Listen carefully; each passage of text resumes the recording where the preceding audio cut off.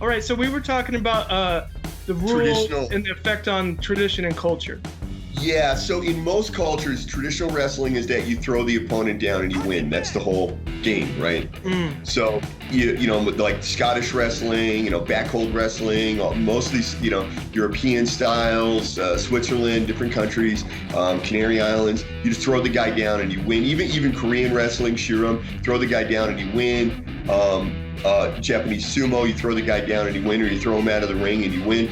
So in most traditional styles, that's what you have. But what is the American folk style of wrestling? You have to pin the guy. Now, you don't have to. I mean, there's a complex system of points and that. But the point being, you throw the guy down and it doesn't end. You have to keep fighting and fighting and fighting and pin the guy. So I really believe that there's a lot to these cultures where a certain culture thinks it's more important to dominate, and in other cultures, it's like a symbolic loss, right? You throw the guy down on the ground. Even someone who doesn't know wrestling, doesn't study wrestling, doesn't know anything about it, when space aliens come and take over and we have our new insect overlords, if they watch that competition, they're going to understand who won and who lost. Right? They're going to know the guy on the ground lost. So I really believe that. So in these other cultures, it's a symbolic loss. And the other theory I had was that in the old days when they used to fight, and you have these big armies with armor and swords and shields, and they're running at each other, thousands of guys. If somebody threw you down on the ground, you're probably going to die instantly because everybody else. Yeah. So picture these big samurai battles. Think about like even the judo, the jiu-jitsu that the samurai learned. I mean, I know that they knew, you know, submissions and they knew this and that, but at the end of the day, all they really had to do was throw you down, because once you're on your back on the ground, all the other guys are either going to stomp on you, trample you, stab you, you know, and you're dead. Whereas the Americans were like, no, you got to go to the ground and keep fighting. Wow. Yeah. The whole aspect. I guess that. So it's not only just a combination of what can you physically see, what can an audience see? Oh, this guy is better, or this guy is stronger, or better. I guess I said better twice, or you fall down, another person walks over.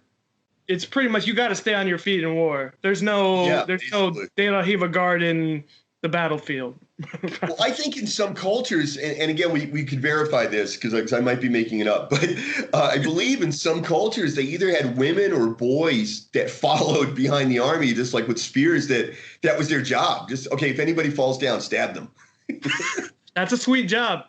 Yeah. Yeah, but, you know, then the unions got involved and the wages, you know. Now, you do judo, right? You're a judo guy. Yeah.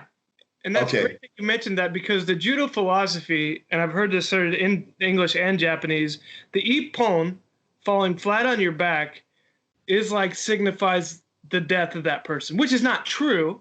We train very specifically so that's not the case. In fact, if anything you get from judo is being able to fall and not die. But the whole philosophy of the goals in competition is to have the hardest, most clean impact on their back. After that, whatever happens is irrelevant. And I think it's not the best philosophy, but it does have its benefits. So that comes from, if you think about it, that comes from Jigoro Kano. And Jigoro Kano, remember that he studied jiu-jitsu. He knew everything. He knew submissions. He knew strikes even. He knew wrestling. And he decided to make judo 70% throws and 30% ground fighting, because he thought ground fighting was ugly and it was barbaric, and, you know, he made it all about the throws. And then you would know much better than me, because I only know a little bit from what I studied for my dissertation. And then beyond that, I understand that there's different schools of judo that developed, and some have more ground fighting in that. But I mean, I've read Jigoro Kano. He was a really small guy. He was an educated guy. He was a gentleman, you know, and he just felt that. And also because it was supposed to be self-defense. And so, you know, his feeling was like, well, somebody attacks you and you throw them on their back, you're no longer in a self-defense situation. Like, in other words, you could run away now. If you do anything else to that person, that's no longer self-defense, right? That's you're attacking them. You know? I think it reminds us that so much of a conflict is really about posturing. Like the other bigger dog says, "This is my land," and then maybe the other one challenges him a little bit. But as soon as in the wild, we can't afford to get ripped open. We don't have Exactly. doctors and stuff like that. So that victory of being on top signifies, oh, I don't want to mess with this person, and conflict kind of goes away. And Yep. it's probably more easier to demonstrate. I think it's more about the Yes. posturing. And then posturing kind of has a bad image, but I think it has been used effectively in certain aspects. But as like we talked about with the American wrestlers, like, no, you gotta absolutely control me and not allow me to do anything. Exactly. Yeah, and American, so an American freestyle or American folk style and freestyle comes from the Lancashire catch wrestling. So it comes from catch wrestling originally. So in catch wrestling, you have to literally make the guy say uncle. That's, right. Those matches sounded so horrible. You had no time limit, best 2 out of 3. Or you could get a submission, but you can't go to your back. And people would just come from all around to watch that. I just think that just amazes me to no end.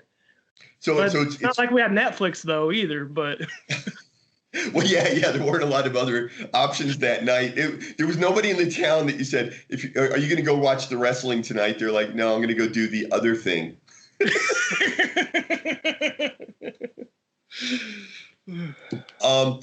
I wrestled in India last year, and 40,000 people. 40,000 people came out to watch, and there's no stadium or anything around in an open field. Today, they actually built a raised platform for the wrestling so people could see it better. But actually, that's not the norm, and it's not always done like that. It's usually still done traditionally on the ground. So it was really funny because in my dissertation research, one of the things that came up was one of the reasons for just the throwing was that these big crowds would come and watch, and they didn't have stadia back then, and they didn't have seating, so people couldn't see. And so it was easier to see if a guy got thrown down. Well, okay, you knew that who won. And if they were doing modern like freestyle wrestling or Olympic style wrestling with points and what's he doing on the ground, there's no way people could have seen that or understood it. Now in India, is the wrestling style, at least the objective points scoring, is it kind of like international? I thought I saw them doing a lot of gut wrench and turn maneuvers and stuff like that, but I wasn't exactly sure what was happening. So the actual style, the Kushti, it's called Kushti wrestling, Pehlewan wrestling. So the goal is to throw the guy down, but you have to make his back. You have to actually pin him. So it's one of there's this whole evolution of these traditional styles. Like I said, most of them it's you just throw the guy down, and then there are a few where you have to pin the guy. And so Kushti is one of the ones where you have to actually pin him. So there is ground fighting. You do have to pin him. The only thing you wear is this little briefs, but the briefs are really strong, and you're allowed to grip them. So there's all kinds of throws that involve gripping the briefs. And again, you can't really do sacrifice throws and things because you can't hit the ground first. Okay. And then what else? And it's just one throw. It's just one pin. You pin the guy one time and you win the match. And the pin is not really 3 seconds. I think it's just when the referee believes that both shoulder blades are touching the ground, that's a pin. Wow. But that's actually it's a lot harder, between getting this just a touch and getting those 2 shoulders. Ooh, that's a lot harder. Yeah. Oh my goodness. One of the things I don't, people often see me posting about, I hate jujitsu, and I don't really hate jujitsu. I admire people who do jujitsu. Okay. And I admire the art, and it's scientific and it's brilliant and it's wonderful. And I admire it the same way I admire physics. It's not for me, but I really respect people who can do it, Okay. Or people that can add big numbers. I don't know how they do it, but, jiu-jitsu's not my thing, but But one of the things that I took from jiu-jitsu to the MMA training and the wrestling training is positional training, where you start in really bad positions, where you'll say, okay, listen, why don't you get me in this headlock, or why don't you get me in this, even sometimes in a submission already, you get me in a Kimura, and we'll start from there. And I liked that kind of training. And in India, it was really interesting. It's one of the only traditional wrestling that I've seen anywhere where they do a lot of training where they actually start where one guy is essentially face down and the other guy has to turn him on his back. Mm-hmm. And they'll wrestle from that position. Sometimes, and again, like you said, there's no time limits. It can go 20, 25 minutes. And I remember the first time I was in India, and the guy, we did that, and the guy got in that position, and I immediately got like a half chicken wing on him. And I thought, this is going to be easy. I'm just going to turn him. And I could not believe how long he was able to stay in that position. They will not go. It's it's like their coach tells them, if you go to your back, I'm going to kill a puppy or something. They will just not go to their back. Yeah, wow. You do that, I'm going to eat beef. Yeah. Is that PC? Yeah, that's probably better. Yours was more PC than mine. Mine was more culturally. And more culturally apt. Yeah. But when I finally turned the guy, I basically got him in a double wrist lock, which is apparently illegal. And then the coach came over and yelled at me. He goes, if you ever do that in a dangal, dangal is a competition. Because if you ever do that in a dangal, those 40,000 people will storm the platform and kill you. And I'm like, okay, note to self. Oh, that's an amazing thing what you said about a double wrist lock, because it's kind of allowed in judo and kind of not, even though that's the Kimura lock that's known around the world. But you have to do it in a very specific way. And then in wrestling, you can kind of use it too as a turnover. But if they let the arm come out to where it's potentially dangerous, you have to stop. But if they protect it like you should, you can use it for a turn. Yes. So, wow. Yeah. Well, and you're even, I believe, so I don't know the rules that much of American folk style and freestyle because I never competed in the U.S., But for example, when you're turning the opponent over and you get like that half chicken and you got your, I guess you could call it a half Nelson. I think you're allowed to use a half Nelson to turn the guy. You're not allowed to use it to submit the guy, of course. And if his face touches the mat, I assume you have to stop, because I don't think you're allowed to drive through to turn him, but you're not allowed to just like drive his face into the mat and just put all your weight on it for absolutely no reason. And there's a lot of things in folk style and freestyle that seems to be like that if you wind up in a position where, the guy can't turn, so you have to stop, putting pressure on him, because then it becomes a submission. Yeah, because it's the objective should be to put him on their back. Yeah. Even if it's actually easier to choke them out or break your neck. Yeah, the objective should be oriented towards the pin. Yeah. Good point. Yeah. And there's even things where you're not allowed to clasp both hands or you're not. And I believe in folk style and, high school wrestling, I think you're actually not allowed, when you take a guy's back and you get one wrist control, I don't think you're allowed to hold two wrist controls, because they consider it, it's stalling and there's no way for the guy to get out and this and that. So, yes, there's a lot of rules. But the interesting thing, I don't know if everybody knows this, but it's in my dissertation and in my book on Amazon.com. But originally, when they made the first modern Olympics, catch wrestling was the wrestling style that was in the first modern Olympics. Catch wrestling was in the Olympics, I believe, 3 or 4. I think it's 3 of the first 4 Olympics they used catch wrestling. Mm-hmm. And then very much like what Shigeru Kano did when he made judo, he basically took out what he believed were the dangerous things, because he wanted women. The guy was a genius, man. The guy was a genius, He wanted women. And in this book, The Wrestler's Dissertation, this book is essentially, I wrote my doctoral dissertation in China in Chinese. And I couldn't include a lot of the things that I wanted to write about, like judo, like more about American wrestling, pro wrestling. There's little bits of it in my actual dissertation, but this book has a lot of just tons and tons of research that was not allowed in my actual dissertation. It has the interviews as well, so I wasn't allowed to put those in my dissertation. Mm-hmm. So when I finally got this book out, I was just so happy. That to me was the completion of my PhD. Like the actual dissertation that I defended in China was, It was, of course, it was important, but this was just so much more. But in this book, one of the things was that Jigoro Kano wanted to make. He was like 4'11". He weighed whatever 80 pounds or something, and he wanted to make an art that literally could be a small man could defeat a big man. And he wanted women to be able to do it, and very forward-thinking. He wanted children to be able to do it. And he was the director of the department, the Ministry of Education at one point. And he is the father of physical education in schools in Japan. It's because of him that physical education was added to the curriculum. And they had two choices. They could do judo or they could, President Patuga. Sorry, I meant to search. Yeah, I love him. He's my other hero. They call him the Trump of the steps.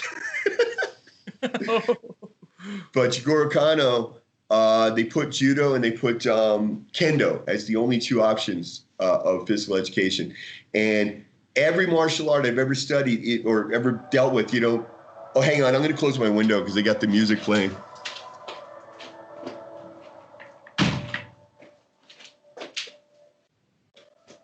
One of the funny things about construction in Mongolia versus China is that every building in Mongolia is thoroughly insulated. My walls are probably about a foot thick, so I could repel a siege. And I believe the building could go underwater and I'd be fine. But it's really funny because most of Asia, particularly China, like everything is paper thin, and when you close the window, it doesn't reduce the noise. But right, yeah, no, you're pretty close to the outside world. Yeah, it's insane here. I take pictures of my windows sometimes and post them on Facebook. People can't believe it's like how thick it is. I'm like, well, they learned this when they breached the Great Wall and they entered China. Right. Right. But yeah, but every martial art, my show, Martial Arts Odyssey, it ran, I don't know, like 250 episodes, right? And there was that, and then there was the print version that we did as in magazines and things that went on from 2001. So I don't know, it's something like 12 countries, 14 countries, I don't know. And it's not even fair to say countries because I went to Borneo. Yes, Borneo is part of Malaysia, but it's its own thing, and Penang is its own thing, and Hong Kong's its own thing. So I went to a lot of places and did a lot of different martial arts. And what I'll say is a commonality is every martial art claims we teach you to use your opponent's weight and strength against him. Mm-hmm. And then we have weight divisions in our fighting competitions. Right. And then I get to Mongolia and they don't have weight divisions, and India doesn't have weight divisions. And judo, really, out of everything I've ever seen, judo is the only one that really, really, really taught you to use your opponent's weight and strength against him, and where a small competitor or small, defending yourself, self-defense situation, the guy has a shot at winning. And, and all the other ones, it just wasn't true. And first of all, 90% of martial arts don't even have real fighting. So, they talk a big game, but then they don't actually fight. Mm-hmm.